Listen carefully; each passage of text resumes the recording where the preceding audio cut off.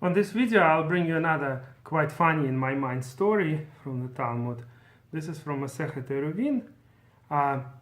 It emphasizes actually in that Masechet, among other things, how important it is to pronounce the words correctly.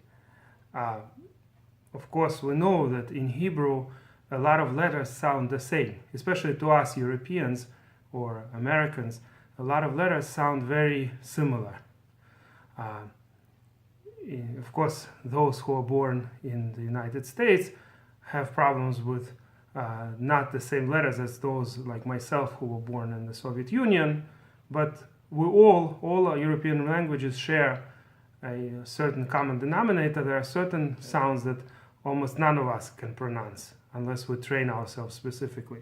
So it mentions, among other things, in Masechet Eruvin that in Galil, in the north in Israel, they were not as careful in pronouncing words as in the south. And it emphasizes how important it is to pronounce words correctly, and otherwise one may be saying the opposite of the intent. So the story goes as follows in Daf 53, Amud Bet, second side. In Galil, a certain citizen screamed like this: "Who is selling Amar? Who is selling Amar?" So they asked him, "What exactly do you mean? Do you mean a hamor for riding with a hat, right? Hamor means a donkey. Or do you mean a hamar, a wine for drinking? You're trying to buy wine to drink. Or do you mean amar with ayin, a strong, I think it's called glatteral, the strong sound from the throat that most Ashkenazim cannot pronounce. And then it means a cloth. Or does it mean emar with the aleph, and that means just a sheep?" So basically, the way they used to pronounce is you cannot tell the difference between a hat and an ayin and an aleph. They all sounded the same. So it's not clear what he's asking for: a donkey or wine or a sheep or possibly a cloth, a woolen cloth.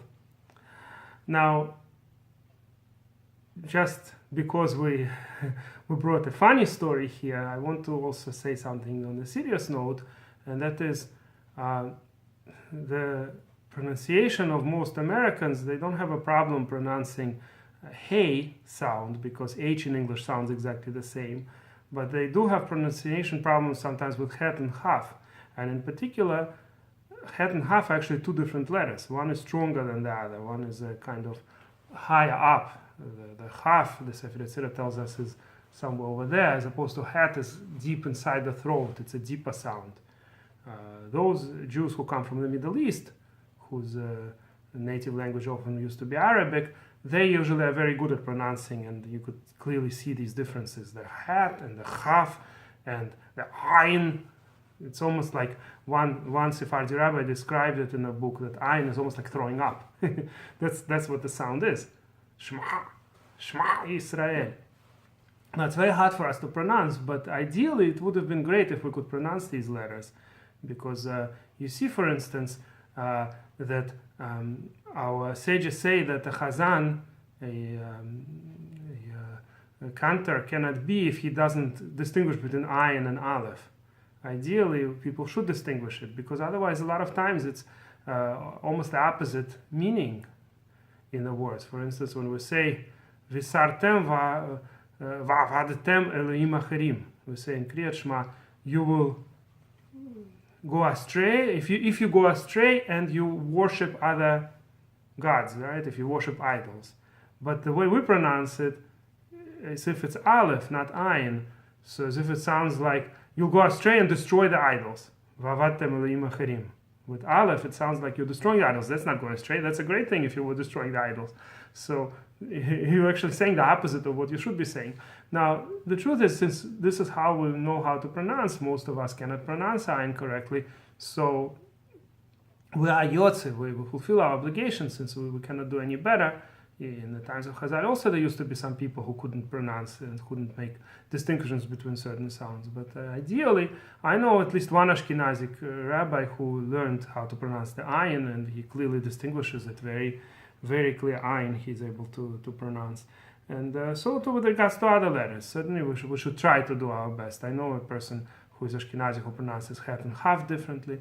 So ideally we should, of course, try to learn that. But since it's very difficult, so we fulfill our obligation the way we do, and especially since everybody talks like that among Ashkenazim, so that's the best we could do.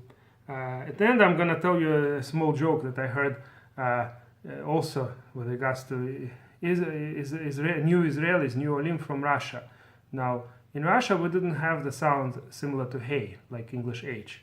That's why a lot of Russians, you'll hear them speak in America also with a strong kind of h sound. They don't say he, they say he.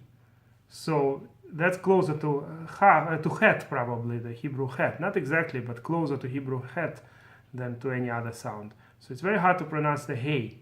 Those who immigrated to Israel from Soviet Union, they usually pronounce hey stronger than it should be. So the joke I heard is that a new teacher says, Ani hamora shelachem, I am your donkey. She wants to say hamora, I'm your teacher, but she pronounces hey like het, so it sounded like she's saying I'm your donkey. Hamora shelachem. So that's why it's important to learn to try to pronounce the letters correctly. Otherwise, it will sound even funnier than the story that we just read from Masechet Eruvin. So if you like this video, please press like and please subscribe to our channel.